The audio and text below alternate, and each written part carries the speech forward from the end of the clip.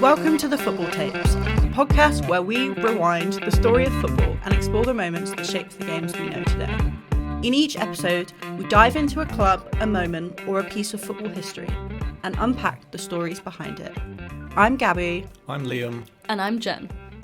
Today's episode focuses on one of the most historic clubs in world football, Notts County FC. Founded in 1862, the club is widely recognised as the oldest professional football club in the world, and its story runs alongside the very birth of the game itself. So where did that story begin?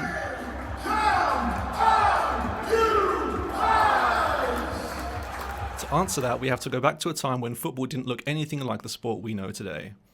In the early 1860s, football was still evolving. There were no official leagues, no television broadcasts, and often not even a consistent set of rules.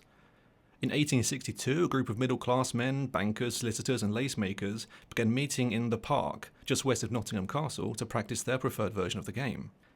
They played their first recorded match at the Meadows Cricket Ground against a team known as Trent Valley. In 1888, Notts County became one of the 12 founding members of the Football League.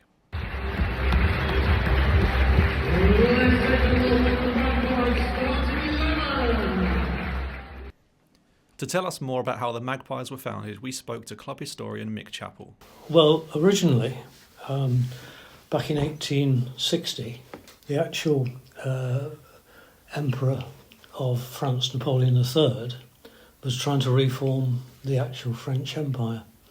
And there was a bit of a kerfuffle going on because he wanted to annex part of Italy. Now that sent out warning signs to this country and began to make people think he was going to actually try and invade England. So it sparked off the formation of militia forces, local little militia forces, dad's armies if you like. And this happened in Nottingham. And there were a group of gentlemen, wealthy gentlemen, in the Park, which was a very well-off area of Nottingham, who formed this militia unit.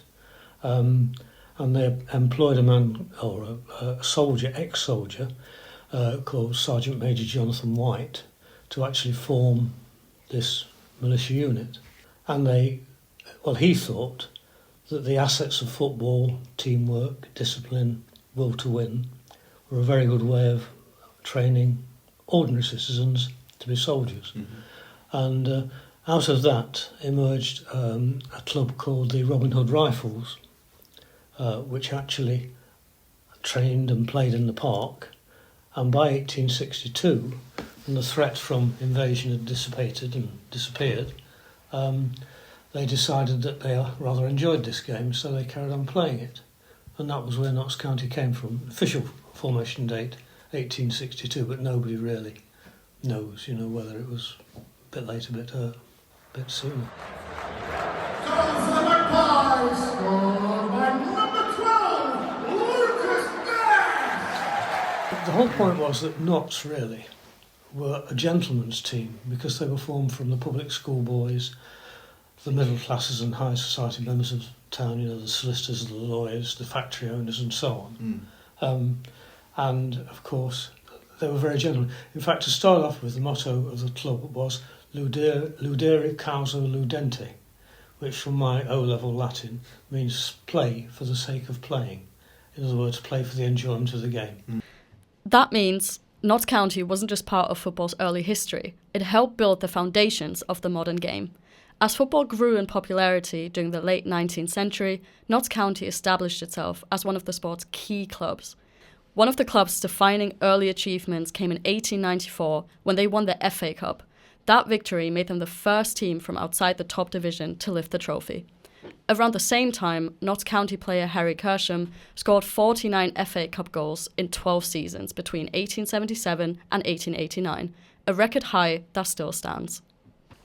In 1890, the club adopted their black and white stripes, earning them the nickname the Magpies. These stripes would also go on to influence Juventus. In 1903, an English player in Turin arranged for a friend in Nottingham to send new kits. The friend supported Notts County. Juventus have worn black and white ever since. Since 1910, the club have played their home games at Meadow Lane. The ground sits just beside the River Trent in Nottingham, within view of Nottingham Forest Stadium, the City Ground.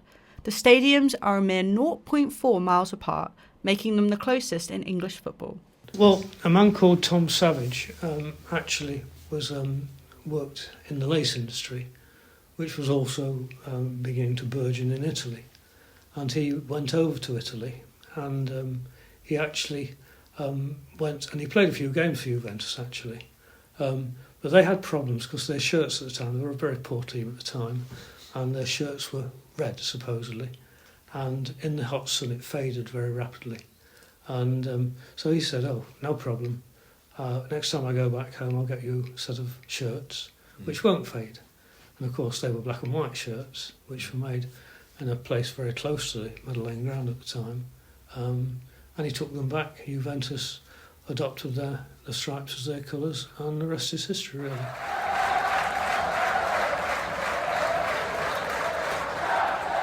Of course, talking of the black and white stripes as well, and the Magpies end of things, there's obviously other interesting stories about how that came about. The Duke of Portland became our president because it was a prestigious move to have him, obviously. He was a great racehorse owner, and around the time he joined Notts in 1890, his horse Donovan won the St Leger and the Derby, and his racing silks were black and white, and that provided the notion that black and white stripes would be a useful colour to use, and one which didn't fade so much, and so we became black and white stripes, and obviously the Magpies nickname followed. In 1947, the club signed England forward Tommy Lawton for £20,000, a British record. It was an ambitious move, and it worked. Crowds increased, and Lawton formed a strong partnership with Jackie Sewell. Despite this, the club slid down the divisions and reached the 4th tier in 1959. In 1969, Jimmy Cyril arrived. He inherited a squad with potential, Les Brad, Don Masson, and turned it into a team that climbed the divisions. Promotion to the 2nd tier followed. Cyril left for Sheffield United, returned and continued where he left off. In 1981, Notts County reached the 1st Division for the first time in 55 years.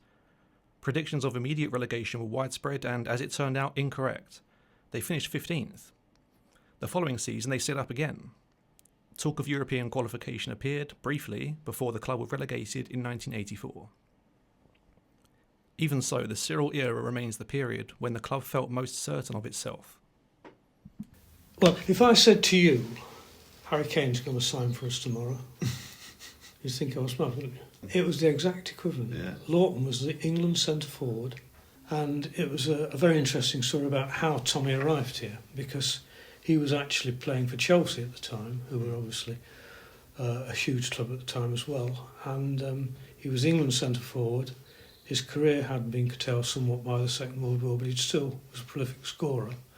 And around about 1947, he became disillusioned with Chelsea. And the Chelsea trainer at the time was a man called Arthur Starry, who later became our manager. And when Tommy was at Chelsea, Arthur had said to him, if you ever feel you can do it, when I become the manager of a club, will you come and join me? And so it was a perfect combination of circumstances. Tommy fell out with Chelsea because he got into an argument about not going on an overseas tour with them.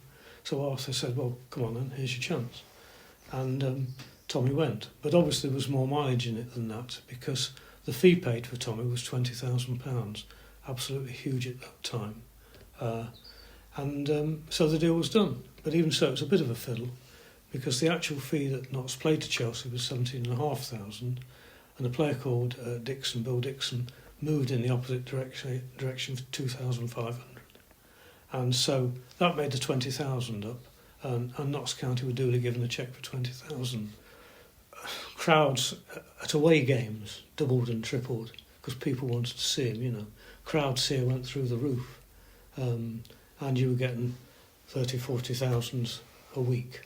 And boy, believe me, it was crowded when I came along at that time. But Tommy was an icon. Jimmy was a law unto himself.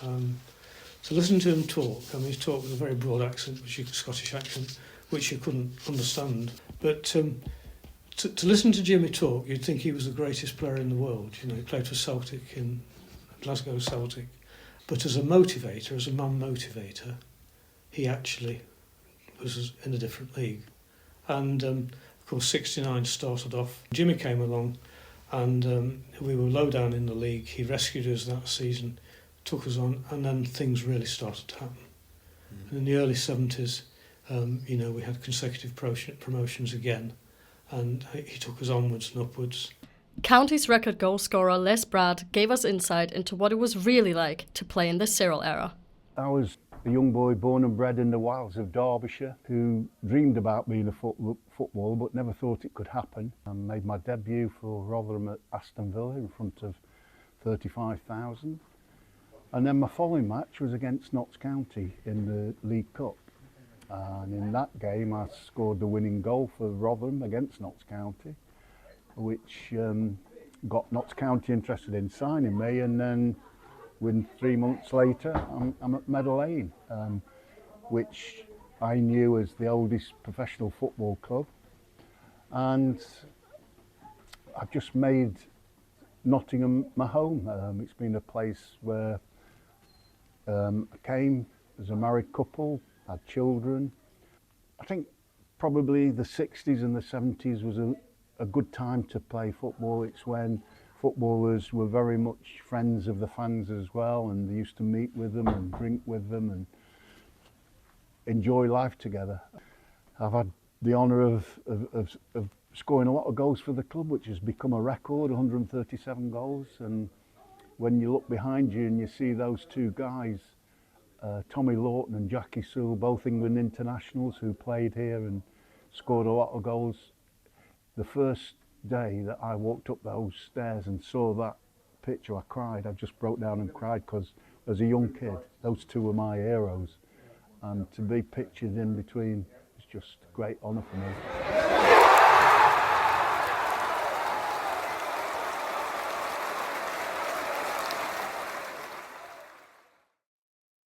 When Don Masson, he moved to Meadow Lane from Middlesbrough a year after me, and I think the reaction from most players playing for Notts County, why is a player of his quality coming down here to play? We couldn't quite understand it.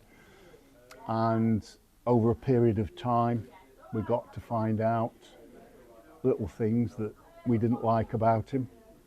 And those little things were probably bigger things at Middlesbrough, so much so that I was told by Bob Worthington, because he came from Middlesbrough with Don, that the players at Middlesbrough got together to get him out. It was either he goes or we go.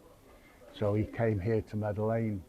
Don was a tremendous footballer, great ability, but he didn't suffer fools, and if anything wasn't quite right, then he let people know, and he did it in bad spirits sometimes, that you might want to go and smack him one. It's a training ground every Tuesday, every Thursday, full-scale practice match, and we got to know each other, how everybody kicked the ball, how everybody moved, and that's, I think, why we were so successful through the 70s, getting those two promotions from 4 to 3 and then 3 to 2. It was a great time to be a player here. We went to Everton, we went to Leeds, to Ellen Road, when Leeds were the top team in the first tier of football. We beat them 1-0 in the cup, and we didn't fear anybody. We felt we could beat anybody. Best performances came in the form of winning, because back in those days we don't get the luxury of the contracts that players have today. It was important to be in the team, first for appearance money, secondly for bonus, draw bonus, and even better if you won. So it was not about personal gain, it was about the team. We had to win. So I may well have scored goals, and if we'd lost, then it didn't mean anything. Well, there's goals that stick out, but not necessarily for quality. In the 89th minute at the City Ground, bearing in mind we've just come up into the second division, Forest have dropped down, we're playing at the same level. In the 89th minute I scored a goal, which was the winning goal. So that was a fantastic week, if you can remember. I can remember out here against Walsall, from 35 yards I got the ball from the right winger and just let go, and it flew into the top corner. So in terms of the wow factor, then that has to be up there. But the game to me was about coming off that pitch at the end of the game and you've got 3 points, well, 2 points back in those days. That winning was everything. It was important that when we went out on that pitch, that we had to go round the whole of the stadium to clap. This was before the game. Over the far side, on the County Road side, there was a large gang that used to sing. They had a song to sing to me, 6'2", eyes are blue, Leslie Bradders after you, la la la la, and that was quite. And I used to go up there, give it, and this happened with all the team, different players. They sang songs in different areas. It was a relationship that was built up, that we were all in it together here. You know, you're just as important as us. We've got to work together to get the win. It's been my life as a footballer, with the community. I've met so many people. I mean, I'm approaching 80, and on days like this, I go around the hospitality room. Somebody's always got a different story to tell me, and it's just, I just love it.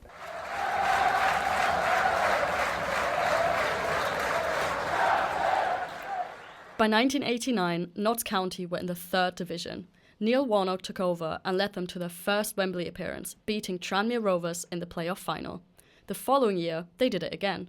2 promotions in 2 seasons returned the club to the top flight. Relegation in 1992 meant they missed the inaugural Premier League by a single season. Warnock left the following year, and the club began another downward slide. The early 2000s were dominated by financial trouble. The club spent 534 days in administration. They avoided bankruptcy, but dropped to the 4th tier. In 2019, Notts County were relegated from the Football League for the first time in their history.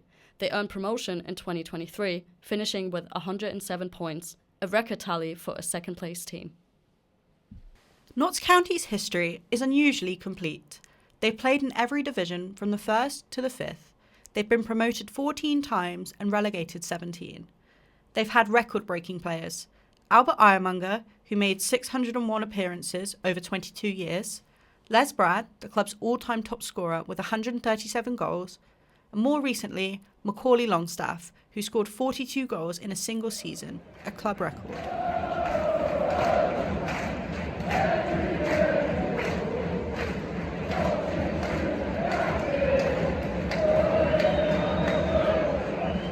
Football is all about the fans. Let's hear from those who followed Notts County up and down the country.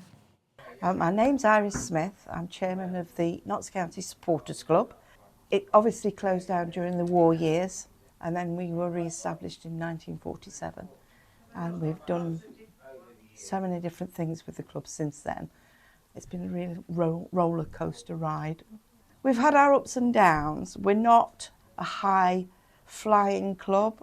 We're always little old Notts County, but we're very much community minded. You know, we don't get lost like with the Premiership clubs. Our fans don't get lost or anything like that. They're very important to us, and we take a lot of time to engage with our fans and help them in any way we can, not just at the football ground, outside of the football ground as well.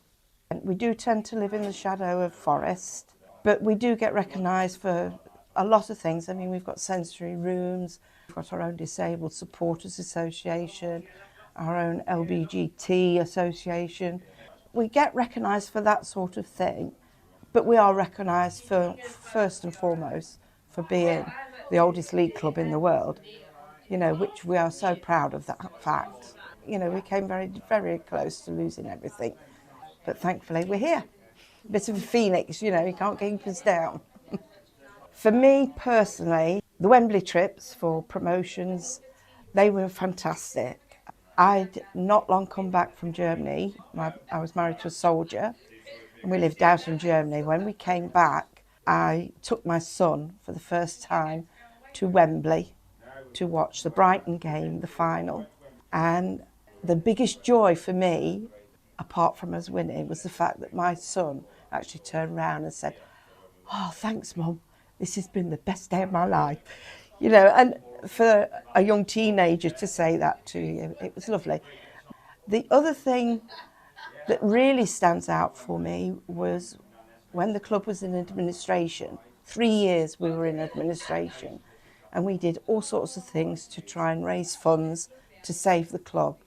We were so close to disappearing, and we had a game against Luton, who were struggling themselves, and we did a bucket collection here, not just ourselves, the Trust and various other organisations were out here rattling buckets.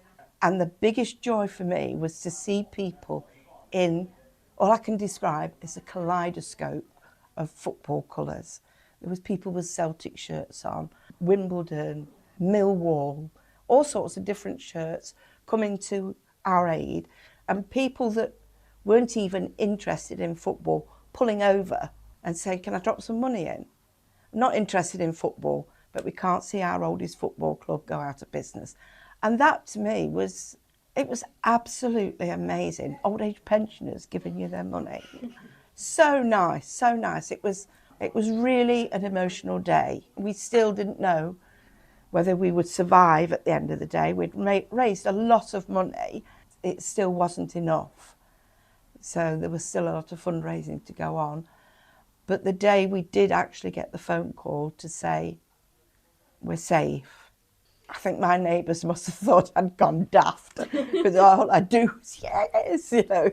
It was a wonderful experience, really was a wonderful experience. Goal number 2 for the Magpies, and goal number 2 for number 12, Lucas Ness! I don't come from a footballing family. We used to live in the Old Meadow, so I was literally across the road. And I was going out with this young lad at 13, and he was a Notts County fan. And this particular night, he said, oh, I want to go and watch a football game. So, fine, you know. And we came across, and I believe it was a reserve game against York. I hadn't a clue what was happening on the pitch. I couldn't understand why this man in the goal could pick the ball up, but nobody else could touch it. So he spent all his time explaining the rules of football and what was going on in front of me.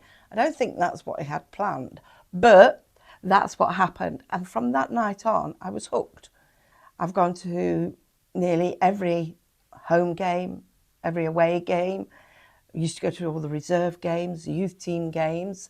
We sort of worked our leave around the football season. I actually met my husband at Notts.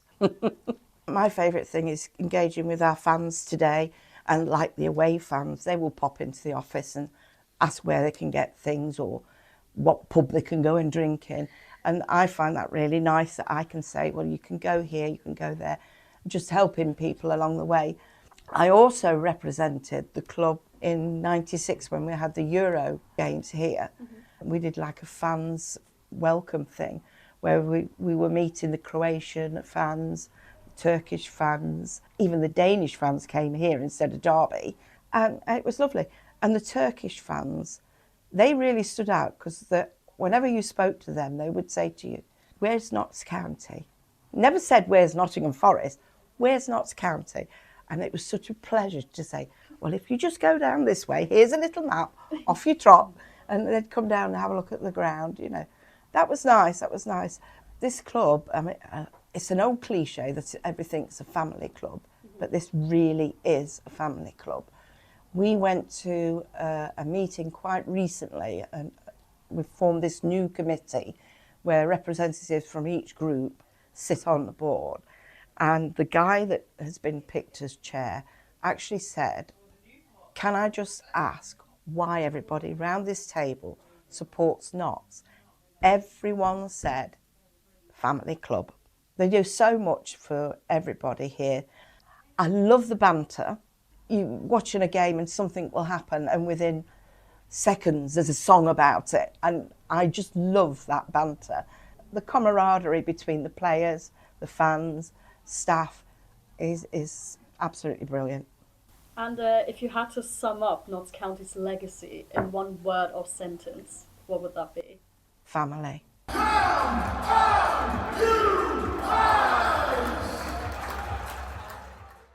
You've been listening to the opening episode of the Football Tapes. Today we've traced the full arc of Notts County, from their beginnings in the park in 1862 so they return to the Football League more than 160 years later. It's a history that includes the formation of the Football League, an FA Cup win, the influence on Juventus's colours, the Cyril years, Warnock's promotions, financial crisis, non-league exile, and everything in between. Few clubs have travelled so widely through the structure of English football, and even fewer have done it with such consistency. In the next episode, we'll explore Manchester United's most iconic matches, legendary players, and the supporters who continue to keep its legacy alive. Thank you for joining us for this first chapter of the Football Tapes.